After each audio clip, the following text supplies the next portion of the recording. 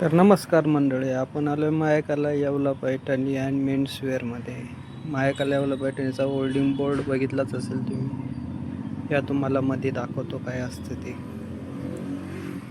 हे त्यांचं entry gate. येथून आपण आत आलो. भैयाभाऊ गायकवाडचं दर्शन झालं. जय शिवाजी महाराज, आपले आराध्य दैवत. गणपती बाप्पाचा फोटो वगैरे आहे. हे भैयाभाऊ गायकवाड उर्फ प्रतीक गायकवाड. आणि कुठेचे आहे ते. हे आपलं मेन्सवेअरचा सेटअप इकडं. हा लाल बावला बघा, त्याचे केस मागं लोटले कोणी.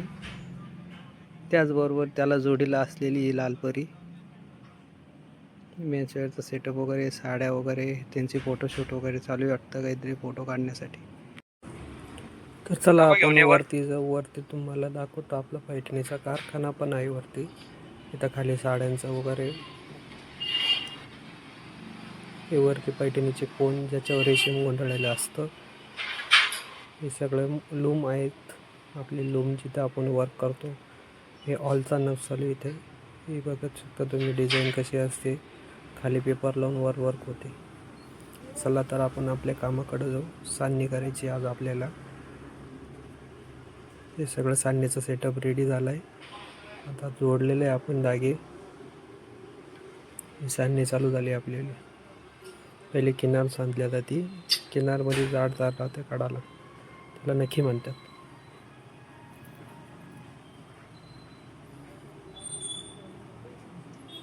ते एक एक धागा मागचा पुढचा बघून त्याला पीळ देऊन काही जण गाठणी बांधून पण सान्य करतात.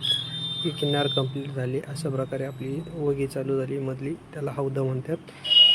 झाली आज संध्याकाळ, सुट्टीचा टाईम 6 वाजून गेले. खिडक्या वगैरे उडून आपण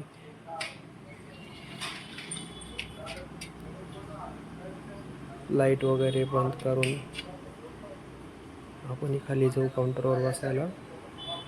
हे भैया भाऊचं काम आहे. ते अजून त्यांचे तारा वगैरे क्लिअरच करते. आपण खाली जाऊ.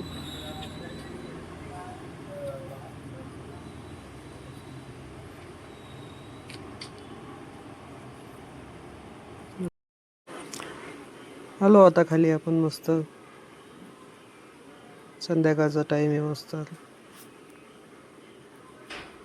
बाहेर पावसाचं वातावरण. बसू आता खुर्चीवर निवांत, लक्ष ठेवून कस्टमरची वाट बघत.